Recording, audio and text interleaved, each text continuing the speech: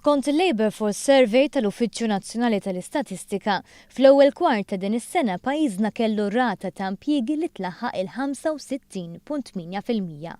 Din hija l-ogħla rata qatt irreġistrata f'dan il-kwart minn bdiet tinġabar din l-istatistika u tfisser żieda ta' 7.2 fil-mija mill-2012. L-istatistika turi li s-sena li għaddiet għall-ewwel darba fl-istorja ir-rata ta' impjiegi f'pajjiżna kienet ogħla minn dik taż-żona euro. Qabel il-bidla fil-gvern kien hemm distakk ta' 5% bejn Malta u ż-żona euro.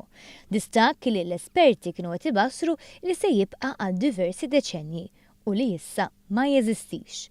Fl-ewwel kwart tal-2017 l-impjiegi komplew jiżdiedu, tant illi kien intlaħaq rekord ta' kważi 139,000 persuna jaħdmu, żieda ta' 16% fuq l-2012.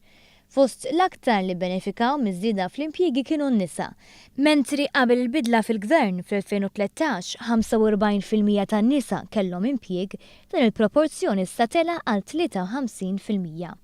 Il-Labour Force Survey indika wkoll li fl-ewwel kwart tal-2017 meta mqabbel mas-sena ta' qabel il-pagi olew b'5.7%. B'kuntrast fl-aħħar sena taħt l-amministrazzjoni preċedenti, il-paga medja kienet għoliet b'1.9% biss.